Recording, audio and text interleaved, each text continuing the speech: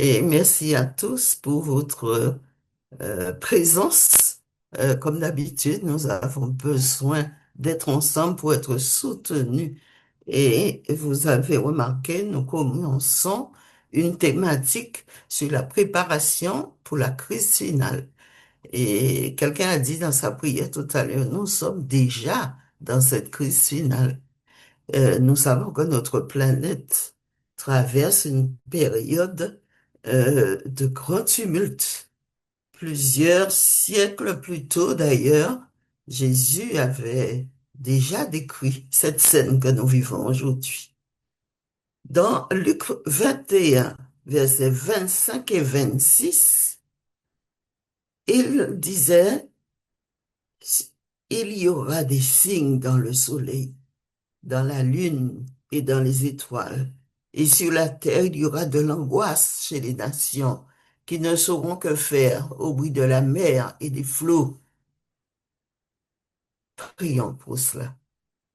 Les hommes auront l'âme de terreur dans l'attente de ce qui surviendra sur la terre, car les puissances des cieux seront ébranlées.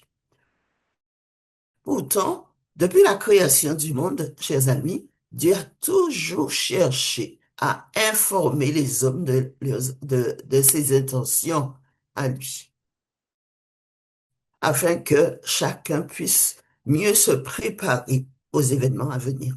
Dieu ne nous laisse pas dans l'ignorance.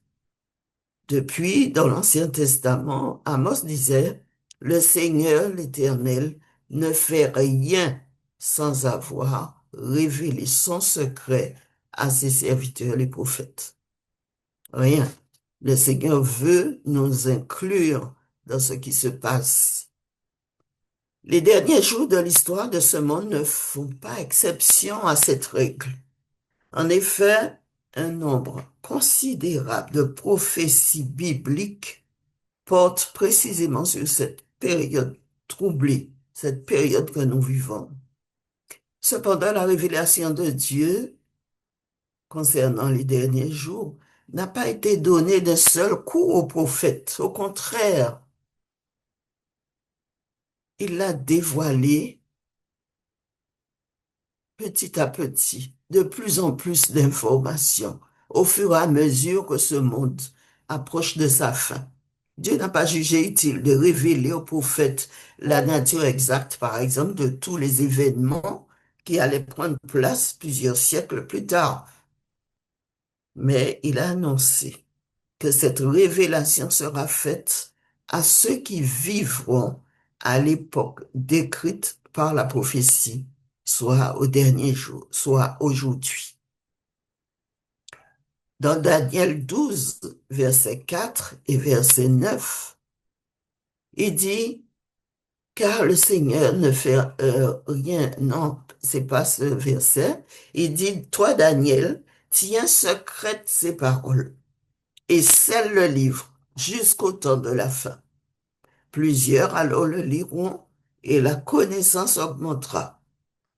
Va, Daniel, car ces paroles seront tenues secrètes et scellées jusqu'au temps de la fin. Chers amis, nous vivons vraiment une période où nous attendons notre Seigneur Jésus.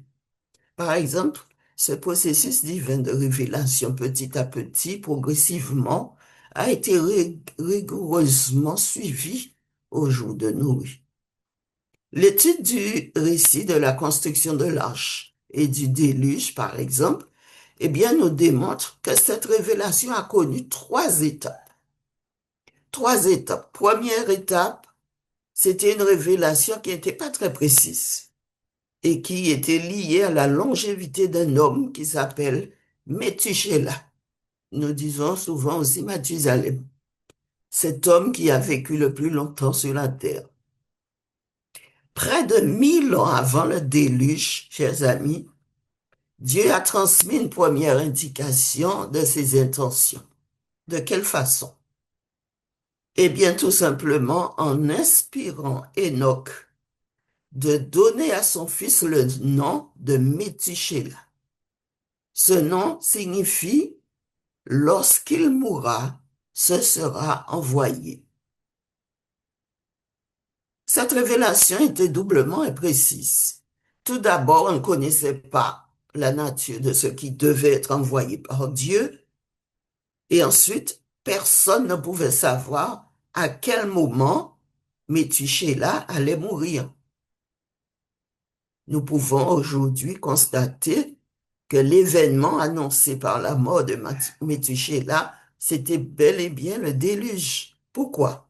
Parce qu'en effet, Métusélah, dit la Bible, a vécu 782 ans après la naissance de son fils Lémec. Lémec, c'est le papa de Noé. Nous trouvons ces indications dans Genèse 5, verset 26. Et Mélec engendra Noé à l'âge de 182 ans. Métusélah est donc mort alors que Noé avait 600 ans, selon Genèse 7, verset 6. Deuxième étape, eh bien, il y a une révélation un peu plus précise qui est dévoilée dans l'année du cataclysme, du déluge. Quelques siècles plus tard, Dieu a envoyé une deuxième révélation plus précise, cette fois à Noé. Dans Genèse 6, versets 3, 7 et 13, alors l'Éternel dit, mon esprit ne restera pas toujours dans l'homme. D'ailleurs, je demanderai à quelqu'un de lire puisque les projections sont faites. Est-ce qu'il y a quelqu'un qui veut lire les versets qui sont présentés? Alors l'Éternel dit, mon esprit ne restera pas toujours dans l'homme, car l'homme n'est que chair, et ses jours seront de 120 ans. Et l'Éternel dit, j'exterminerai de la face de l'Éternel l'homme que j'ai De créé. la terre, Ah, ça va? de la La terre, face de l'homme que la j'ai. terre. Voilà. Mhm. Oui. Vas-y. Et l'Éternel dit, j'exterminerai de la face de la terre l'homme que j'ai créé, depuis l'homme jusqu'au bétail, aux reptiles et aux oiseaux du ciel, car je me repens de les avoir faits. Alors Dieu dit à Noé, la fin de toute chair est arrêtée par-devers moi, car ils ont rempli la terre de violence. Voici, je vais les détruire avec la terre. Merci. Lors de cette deuxième étape, chers amis, Dieu révéla à Noé qu'il avait décidé de détruire l'homme et lui dévoila même que le compte à rebours était commencé. Cependant, tout en sachant qu'il ne lui restait que 120 ans pour construire l'arche, et par conséquent, tout en connaissant l'année où se produirait le déluge, eh bien, Noé en ignorait toujours la date exacte. Mais à cette époque, cette information ne lui aurait pas été utile. Troisième étape, voilà les choses se précisent et dévoilent le jour du cataclysme. 120 ans plus tard, alors que le moment fatidique approchait, Dieu envoya à Noé une troisième et dernière révélation, extrêmement précise cette fois, que nous trouvons dans Genèse 7, versets 1 et 4. On y va? Car l'Éternel dit à Noé, entre dans l'arche, toi et toute ta maison, car je t'ai vu juste devant moi parmi cette génération. Car encore 7 jours, et je ferai pleuvoir sur la terre 40 jours et 40 nuits. J'exterminerai de la face de la terre tous les êtres que j'ai faits. Merci. Dieu aurait pu simplement ordonner à Noé d'entrer dans l'arche sans lui révéler le jour de la survenue du déluge. Mais dans son amour, il a plutôt choisi de lui transmettre cette information afin de rendre son attente moins pénible. Dieu a même informé Noé de la durée de la pluie, 40 jours et 40 nuits. Qu'en est-il, chers amis, des révélations de Dieu concernant les derniers jours? Notons ce que dit Jésus dans Matthieu 24, versets 36 à 39.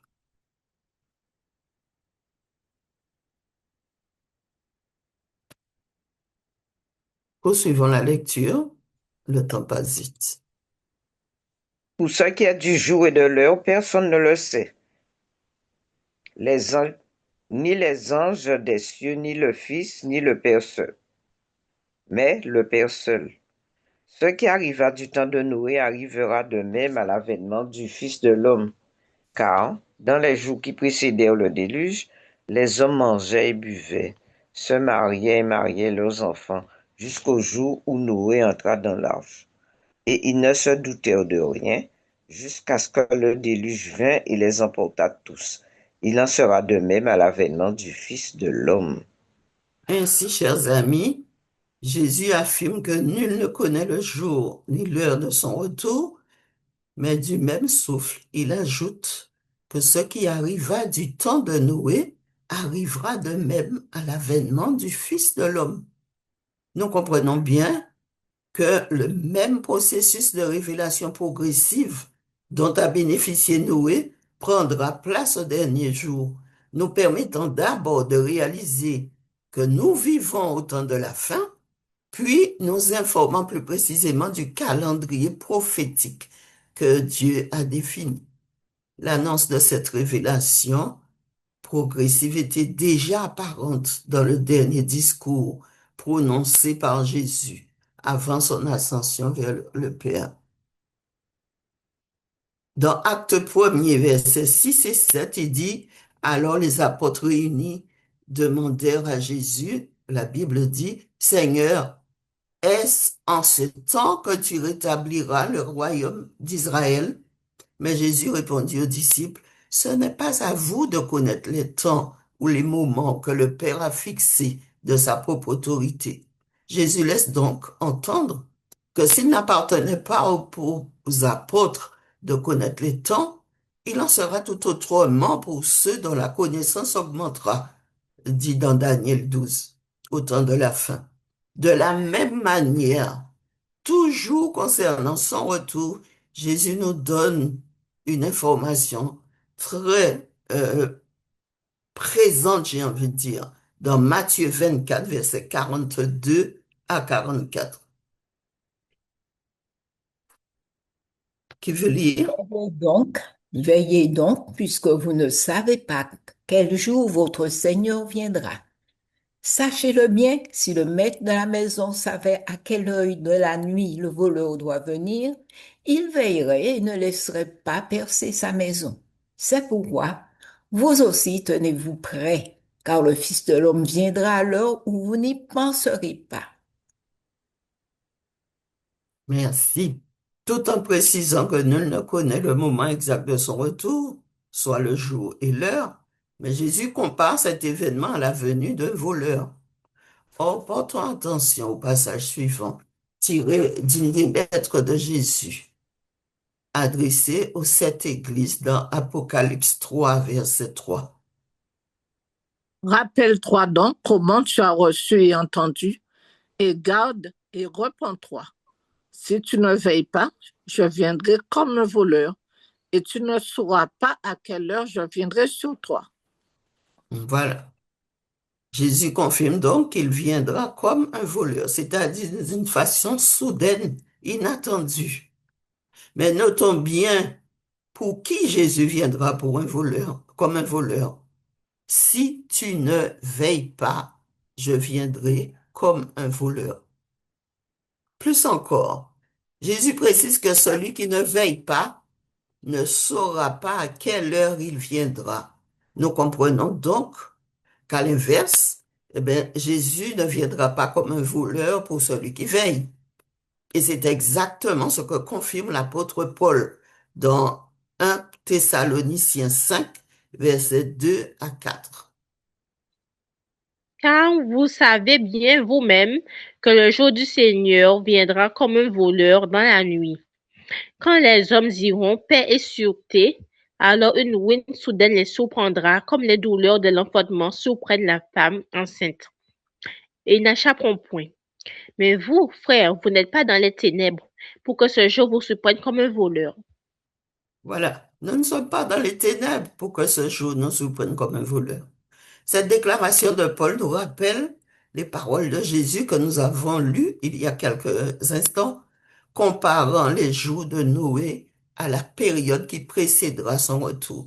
Ainsi, à l'époque de Noé, il n'y avait que deux catégories de gens. Ceux qui répondirent à l'appel de Dieu, qui suivirent fidèlement ses instructions quant à la construction de l'arche, qui eurent le privilège de recevoir la révélation non seulement de l'année, mais aussi du jour et de la survenue du déluge, et qui entrèrent dans l'arche au moment désigné par Dieu, et l'autre catégorie qui refusèrent d'entendre la voix de Dieu, et par conséquent, qui ne se doutèrent de rien jusqu'à ce que le déluge vint et les emporta tous.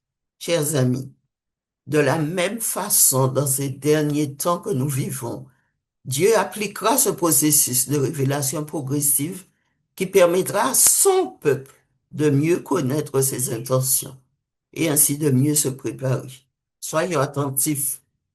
L'expérience de Noé et les déclarations de Jésus et de l'apôtre Paul nous indiquent clairement qu'à une certaine étape de ce processus divin de révélation, eh bien, le peuple de Dieu connaîtra non seulement l'année, mais aussi le jour du retour de Jésus. Restons accrochés à notre Seigneur. Et lorsque cette dernière révélation sera faite, eh bien, les fidèles auront certainement besoin de la sagesse venant de Dieu afin de faire bon usage de cette précieuse information. Prions. Éternel, notre Père, notre Dieu, merci de ce que dans ta grande bonté tu as fait de nous tes enfants et tu nous appelles à la vigilance afin que nous puissions rester connectés à toi pour comprendre non seulement le temps dans lequel nous sommes pour avertir ceux qui sont autour de nous, mais surtout aussi que nous puissions comprendre à quel moment tu viendras pour nous prendre avec toi. Aide-nous par ta sagesse divine, à rester connecté à toi, à vivre selon les principes de vie que tu nous donnes, afin que jour après jour, nous puissions faire provision de ta grâce et de ta présence en Jésus. Nous te le demandons et pour la gloire de ton Saint-Nom. Amen.